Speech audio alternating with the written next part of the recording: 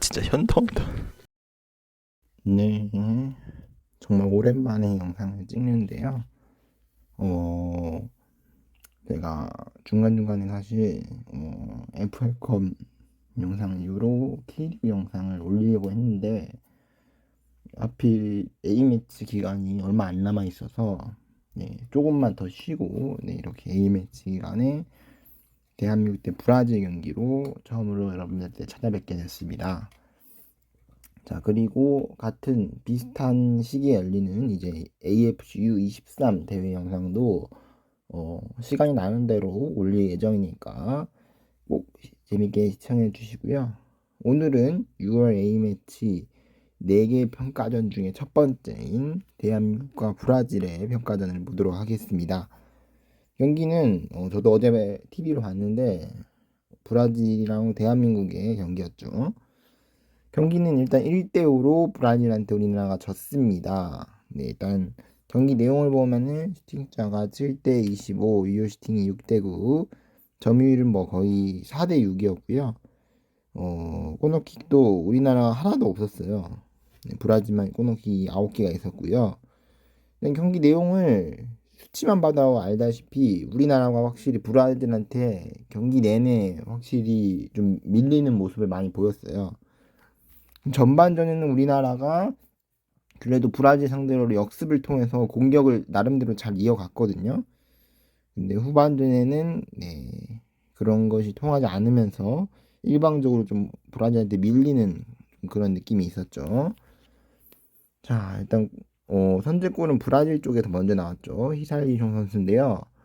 일단 제가 오늘은 이렇게 설명드리는 것보다는 영상을 통해서 일단 골 내용에 대해서 일단 보는 게 좀 더 이해하는 데 편할 것 같습니다. 영상은 2분 하이라이트인데요. 쿠팡 플레이에서 올라온 유튜브 영상입니다. 네. 정말 많은 분들이 오셨어요. 거의 6만 명이 넘는 서울 월드컵 경기장에서 많은 분들이 오셨죠. 근데 이게 처음에 옵사이드가 올라갔네요. 이제 골을 넣었는데 옵사이드 선언되면서 골이 인정이 안 됐고요. 브라질 골이. 오, 이렇게 넣었구나. 땅볼 크로스에다가 이제 히살리뇽 선수가 볼 터치가 이제 절묘하게 또 들어가게 되면서 김승규 골키퍼가 경기 내내 상당히 좋은 플레이를 많이 보여줬지만 이제 막지 못하면서 어쩔 수 없이 선제골을 내줬고요. 자, 그 이후 이 장면에서 골이 나왔죠. 황의조 선수가 이렇게 볼을 이렇게 등 지면서 볼을 잘 지켜줬고 그 다음에 몸을 돌리고 바로 지체 없이 슈팅 때린 게 과감한 면이 있었는데 그게 오히려 동점골로 이어졌습니다. 여기서 잘 버텨주고 바로 이렇게 뒤로 돌면서 바로 때렸어요.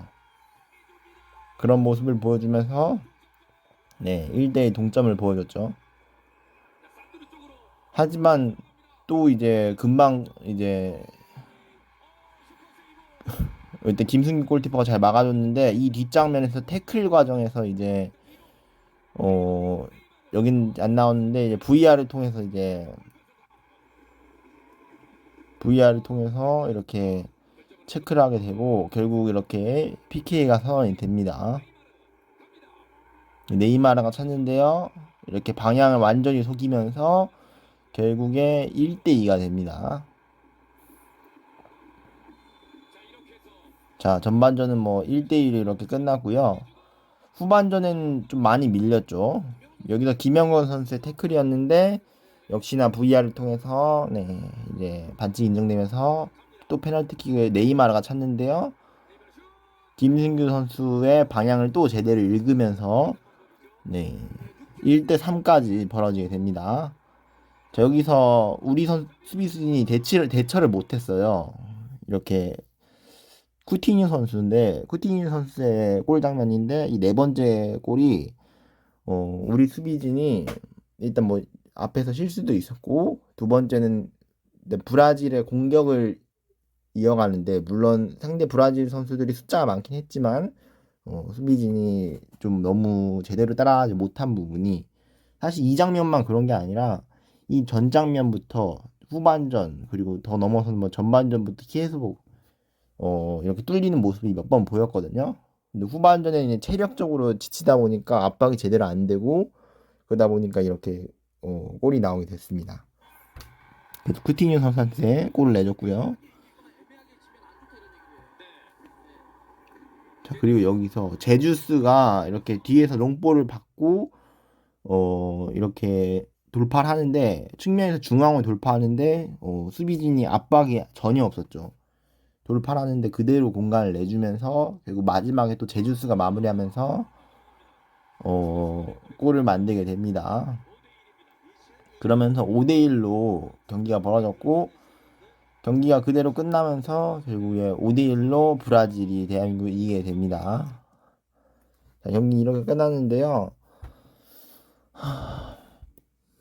네, 일단 뭐 여러 가지를 짚을 수 있겠죠. 일단 우리가 아시아에서는 지금 대한민국의 빌드업 축구가 잘 먹히는 모습을 보여줬는데 확실히 이제 세계적인 수준 이렇게 월드컵에 나가서는 이 빌드업 축구가 물론 빌드업 축구 자체가 뭐 나쁘지는 않지만 상황에 따라서 좀 제 생각에는 제 개인적인 생각으로는 벤투 감독님이 빌드업 축구가 물론 좋은 전술이고 뭐 그것 때문에 지금 좋은 모습을 보여줬기 때문에 그것 때문에 또 이제 최종 예선에 올랐고 물론 마지막 최종 예선에서 이제 아랍에미리트 경기 지긴 했지만 그 전까지 계속 최종 예선 무패 행진이었잖아요. 지금 역대 월드컵 예선전을 보면은 최종 예선에서 이런 식으로 압도적으로 경기를 잘한 적이 없었어요. 그래서 이 빌드업 축구 덕분에 사실 우리나라가 최종 예선에 좋은 모습을 보여줬는데 그거는 네, 아시아 최종 예선에 불과해요. 네, 그러니까 월드컵이랑 네, 이거 이제 아시아 지역 예선이랑 확실히 다릅니다. 네, 그렇기 때문에 상대가 물론 피파 랭킹 현재 1위 팀인 브라질이고 사실 우리나라뿐만 아니라 유럽에 있는 이제 뭐 세계적인 팀들 뭐 예를 들자면은 뭐 잉글랜드나 또 프랑스, 스페인 뭐 이런 팀들이 브라질이랑 경기에도 상당히 부담스러워하거든요. 그래서 우리나라 선수들이 뭐 경기는 1대5로 대패하긴 했지만 절대로 네 이제 주눅들 필요가 없을 것 같고요.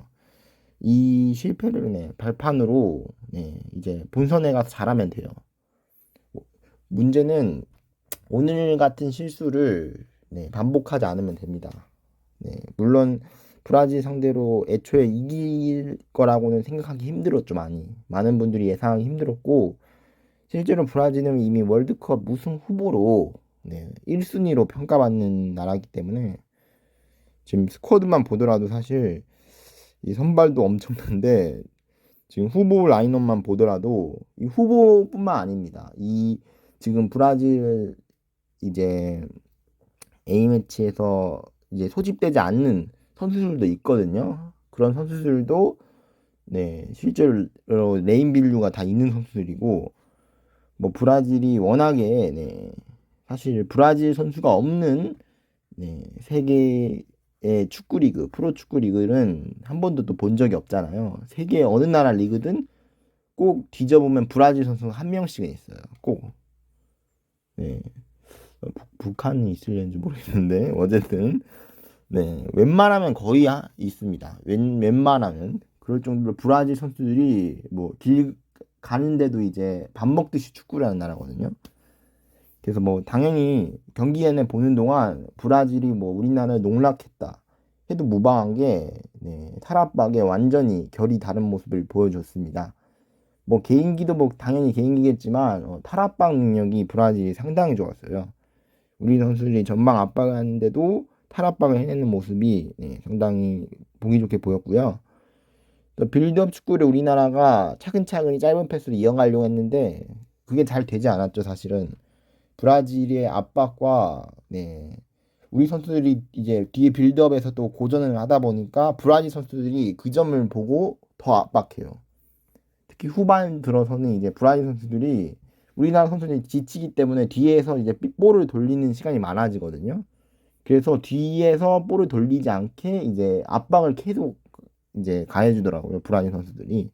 그래서 되게 적절한 타이밍에 압박을 가해주면서 볼을 뺏기게 되고, 그래서 위험적인 찬스들이 몇 번 나오고, 네 번째 이제 쿠티니 선수의 골 같은 경우도 그런 식으로 이제 실점한 거기 때문에 어찌 보면은 우리나라 선수들이 진짜 히딩크 감독님이 옛날에 했던 말이 좀 생각이 나는데, 우리 선수들이 뭐 해외 팀을 상대로 이렇게 기술이 약한 게 아니다 라는 이제 말을 했었고, 이제 히딩크 감독님이 또 우리 선수들의 가장 큰 문제점은 체력이다라고 얘기를 했어요.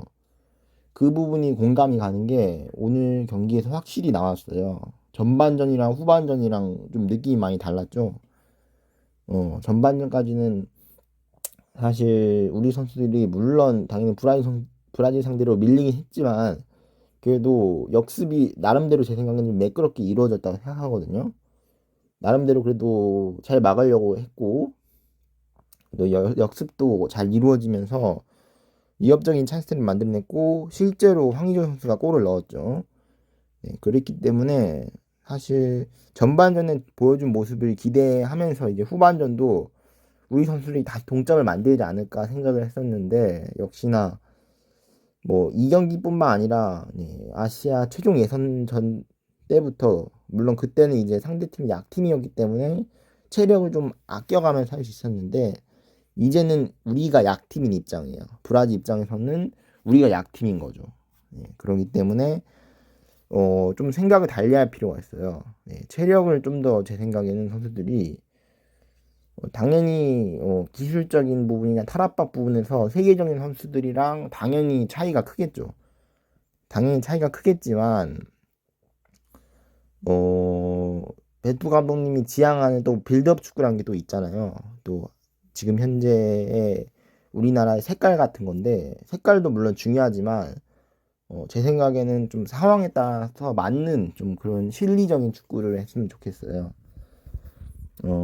필요할 때는 이런 강팀을 상대로는 빌드업보다는 이제 긴 패스를 해가지고 한 번에 노려서 가는 그런 패스도 중요하고, 또 그런 패스를 위해서 또 정확도도 중요한데, 오늘 역시나 김민재 선수의 좀 부재감이 좀 눈에 띄게 보였어요. 뭐 근데 사실 김민재 선수가 있다 하더라도 사실 브라질을 막기는 힘들었을 겁니다. 왜냐면은 풀백도 그렇고 지금 중앙도 그렇고 완전히 브라질한테 털렸거든요. 그래서 뭐 김민재 선수가 뭐 아무리 뭐 막는다 해도 뭐 끽해봤자 뭐 네이마르나 뭐 이제 히살링송 이 정도 한 명 막는 거 빼고는 뭐 크게 막을 거라고는 느낌이 들지 않거든요. 아무리 김민재여도 브라질 11명을 다 커버하기 힘들어요. 그렇기 때문에 사실 김민재 선수가 없는 거가 물론 티가 많이 났어요. 중앙 라인에서 일단 해설에서도 이제 누가 안정환 해설 이제 위원분이 이제 얘기를 하신 것 같은데, 센터백이 지금 발이 똑같아요. 이제 김영권 선수랑 권경원 선수가 전부 왼발이어서 지금 센터백이 호흡이 약간 안 맞는 모습이 좀 보였고요. 그래서 빌드업에서도 사실 약간 위험한 부분도 있었죠. 그래서 그 자리에 김민재 선수가 있었으면 어땠을까라는 좀 아쉬움이 있고요. 그러면서도 만약에 또 이런 플랜 B는 좀 대비할 필요가 있다고 생각해요. 물론 지금 벤투 감독님이 계속 지금까지 해오던 플랜 A가 있지만 월드컵이 뭐 한 경기 치르고 뭐 일주일 뒤에 치르고 뭐 그런 게 아니잖아요. 앞으로 이 브라질전 끝나고 이제 월요일 날도 칠레전이 있는데, 그런 식으로 4일 간격, 3, 4일 간격으로 계속 경기가 치러지기 때문에 최상의 컨디션이 아니고, 또 어떤 선수는 뭐 이제 경고 누적으로 빠질 수도 있고, 이제 뭐 부상으로 빠질 수도 있고, 모든 경우의 수를 계산을 해놔야 돼요. 그렇기 때문에 특히나 브라질은 우리나라가 2위를 하게 된다면은 이 16강에서 바로 만날 수 있는 팀이기 때문에 좀 조심할 필요가 있다고 생각해요. 그래서 이번에 실패를 결론은 발판 하나서 실패는 또 성공의 어머니라는 말이 있죠. 중요한 건 이제부터라고 생각해요. 세계적인 강팀이랑 붙었고 이제 브라질이 또 우리나라 상대로 제가 앞에서 뭐 농락이란 표현을 했지만 뭐 브라질도 열심히 플레이했거든요. 그래서 열심히 해주면서 사실 대충 해주는 게 사실 우리 입장에서 안 좋아요. 그렇기 때문에 오히려 브라질 열심히 해주면서 우리 입장에서는 더 도움이 많이 됐습니다. 네, 도움이 많이 됐기 때문에 지금의 비판점 부분, 특히나 후반전에 체력이 떨어져서 압박이 제대로 이루어지지 않은 거. 그것 때문에 지금 수비 라인이 완전히 브라질한테 후반전에 털렸거든요. 그래서 그 부분을 좀 보완할 필요가 있을 것 같고요. 그게 일단 가장 큰 문제였어요. 두 번째는 이제 빌드업 문제, 뭐 등등등 여러 개가 있겠죠. 네, 그리고 선수들이 물론 힘들겠지만 좀 시야를 좀 넓게 보는 그런 부분도 좀 있어야 할 것 같고요. 이게 사실 그렇긴 한데 많이 이런 강팀을 상대로는 사실 이런 게 힘들긴 한데 좀 과감할 필요가 있다고 생각해요. 네, 우물쭈물하면서 결정적인 찬스를 놓치는 좀 그런 아쉬운 점도 몇 번 있어서 이럴 땐 좀 과감한 슈팅을 때려주는 게 오히려 도움이 될 수 있습니다. 네, 그렇게 생각이 들고요. 자, 어쨌든 브라질전 이렇게 끝나게 됐고 이제 월요일 날도 칠레, 뭐 파라과이, 파라과이는 또 일본이랑 만나서 크게 졌더라 하더라고요 어제. 일본이 파라과이를 크게 이겼는데 네, 어쨌든 그 파라과이를 세 번째 만나게 됐고 네 번째가 또 이집트전이죠. 자, 경기 간격이 3살 간격이기 때문에 뭐 월드컵을 치른다라는 느낌으로 여러분들은 축구 이제 선수 태극전사분들이 열심히 뛰어주시기 바랍니다. 그리고 또 의미가 깊었던 게 손흥민 선수가 이 경기가 99번째 A매치 경기예요. 그래서 다음 이제 칠레 경기가 이제 100경기죠. 그러니까 이제 센츄리 클럽에 가입하기 때문에 다음 칠레 경기에서 또 대전 월드컵 경기장에서 열리죠. 그 경기장에서 많은 분들이 찾아오실 거라고 생각이 듭니다. 자, 오늘 경기 뭐 4시간 전, 뭐 6시간 전부터 많은 분들이 뭐 서울 월드컵 경기장 앞에서 이제 축제가 열려가지고 뭐 코로나가 풀린 시국에서 이렇게 또 즐겁게 즐겨주셨기 때문에 경기 지긴 했지만 상당히 이런 부분에서는 되게 고무적이고 긍정적인 부분이라고 생각이 듭니다. 자, 지긴 했지만 그래도 브라질 상대로 또 우리나라에서 오랜만에 또 황인현 선수가 골을 넣어주면서 의미가 좀 많이 깊어졌고요. 다시 말하지만 경기 내용 부분에서는 고쳐야 한 부분이 보였기 때문에 이 부분을 일단 잘 보완해서 칠레 경기는 꼭 이겨줬으면 좋겠습니다. 자, 그럼 저는 다음 칠레 경기